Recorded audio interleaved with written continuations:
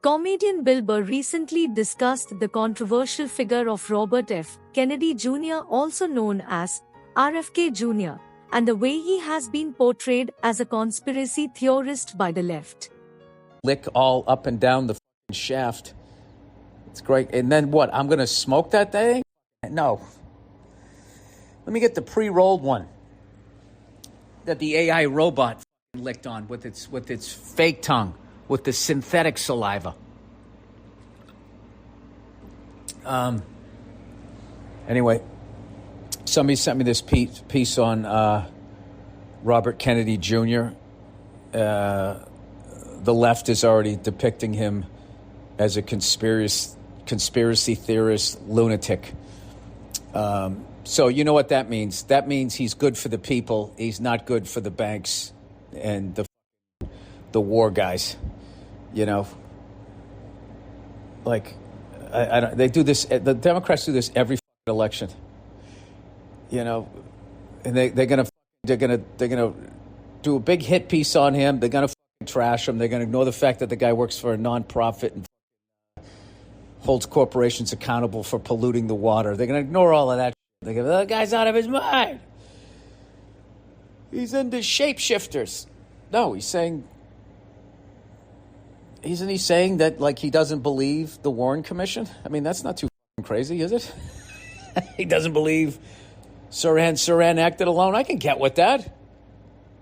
I love how he's a conspiracy theorist, but I can just, because I'm not running for office, I can say the NBA's fixed, but people don't walk around, you know, right now, you know, they'll trash my comedy, but they don't say I'm a conspiracy theorist, lunatic or whatever. They always do this. Anytime there's somebody for the, you know, I'm not saying who's the best guy or whatever, but like, I love when they do that. You know, and look, you expect it from the right because this guy's a lefty, but when the left is doing it, that's when you're like, so you don't want me to pick him. I see what's going on here. I see what's going on. So I'm going to pick that guy. All right, because I'm a rebel.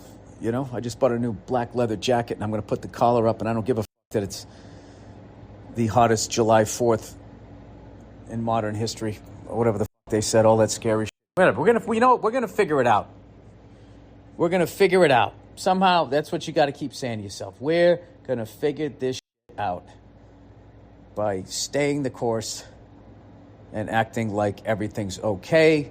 And then when we can no longer deny that everything is not okay, we will then waste time blaming each other. Right? And then Billy Joel will write a song called We Didn't Start the Fire. And then that's it. And we'll just move forward. Sorry. I'm a little heat exhausted here. Anyway, I'm really looking forward to these shows. I read this book. I gotta tell you guys, every once in a while, you know, I read a book. And then when I read a book, I never shut up about it, do I? Because I'm so proud of myself that I actually read a book. I'd be more proud of myself if I could find my little backpack, my pack for backing. Dude, it was next to me on the Davenport here. I'm staring into my age using old people words. Get your feet off the Davenport. And look at you. Go put on some clean clothes. You got stuff all over your trousers. Here's the book. It's Man's Search for Meaning, I think. Viktor Frankl. Bill Burr is renowned for his incisive acumen and unapologetic candor, and his recent colloquy on RFK Jr. is no exception. Burr posits that the pejorative depiction of RFK Jr. as a conspiracy theorist may indicate that he is beneficial to the masses, but not favored by the banking and war industries. This perspective compels us to contemplate whether the label of conspiracy theorist is employed to discredit RFK Jr. for reasons beyond the merit of his ideas. The comedian's submission that RFK Jr.'s unfavorable portrayal is linked to his potential threat to the banking and war industries is an intriguing one. By questioning the motives behind RFK Jr.'s portrayal, Burr prompts us to scrutinize whether powerful industries could have a vested interest in discrediting figures who challenge their machinations or objectives. Bill Burr also touches on the proclivity of Democrats to disparage individuals like RFK Jr. during elections. This stratagem of disregarding and dismissing RFK Jr.'s work with non-profits and his efforts to hold corporations accountable for polluting water raises questions about the integrity of political parties and their willingness to prioritize public welfare over partisan interests. Burr defends RFK Jr.'s skepticism of the Warren Commission's findings concerning the assassination of his uncle, John F. Kennedy. While this skepticism may be perceived as a conspiracy theory by some, Burr suggests that it is not entirely an unreasonable perspective. By defending RFK Jr.'s right to question the official narrative, Burr encourages us to contemplate the plausibility of alternative explanations. Interestingly, Bill Burr himself is renowned for articulating conspiracy theories without being labeled as a lunatic. Burr's ability to broach such topics without facing the same level of scrutiny as RFK Jr. underscores a perceived bias in the treatment of individuals in politics. This inconsistency raises questions about whether certain individuals are unjustly targeted for their views. Burr's rebellious nature and willingness to question mainstream narratives are integral to his appeal. By expressing his intention to endorse RFK Jr. despite the negative portrayal, Burr is demonstrating his commitment to free thought and challenging the status quo.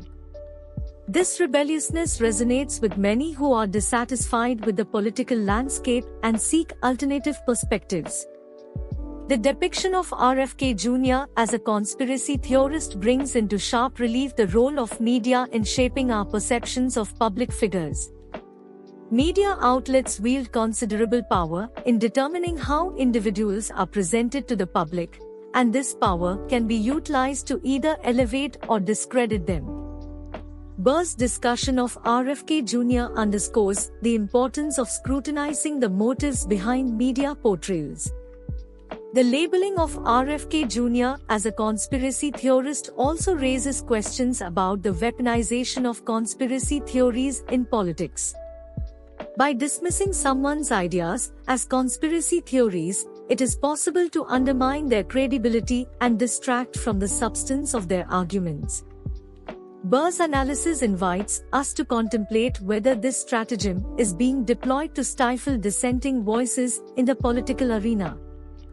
Bill Burr's discussion of RFK Jr.'s efforts to hold corporations accountable for polluting water underscores the importance of challenging powerful institutions. By highlighting this facet of RFK Jr.'s activism, Burr reminds us that questioning authority and demanding accountability is indispensable for a healthy democracy. The negative portrayal of RFK Jr. and the dismissal of his ideas also speak to the peril of echo chambers in today's hyperpolarized political climate. When dissenting voices are labeled as conspiracy theorists and dismissed, it becomes increasingly onerous for constructive dialogue and a diversity of perspectives to emerge. Burr's discussion serves as a reminder of the need for open-mindedness and genuine debate. By discrediting figures like RFK Jr., there is a risk of stifling important conversations and hindering the pursuit of truth. If dissenting voices are silenced and alternative perspectives are dismissed as conspiracy theories, society may become increasingly vulnerable to manipulation and the influence of powerful interests. Bill Burr's commentary on RFK Jr. highlights the potential consequences of this trend and emphasizes the importance of preserving a diversity of opinions in the public discourse. In expressing his intention to endorse RFK Jr. despite the negative portrayal, Bill Burr demonstrates the value of standing up for unconventional voices. By being willing to contemplate alternative perspectives and challenge mainstream narratives, we can engender a more inclusive and intellectually vibrant society. Burr's support for RFK Jr. serves as a clarion call for others to embrace free thought and resist the temptation to dismiss ideas merely because they deviate from the norm. In conclusion, Bill Burr's discussion of RFK Jr.'s depiction as a conspiracy theorist sheds light on the intricate interplay between politics, media, and public opinion. It raises vital questions about the motives behind labeling certain individuals as conspiracy theorists and the potential consequences of suppressing dissenting voices. As we navigate the increasingly polarized and contentious political landscape, it is crucial to remain open to alternative perspectives and be willing to question the narratives presented to us. In doing so, we can cultivate a more open and inclusive society where the pursuit of truth and accountability remains a top priority. Burr's cogitation on RFK Jr. serves as a clarion call for us to shun echo chambers, embrace diversity of opinion, and safeguard the principles of free thought and genuine debate.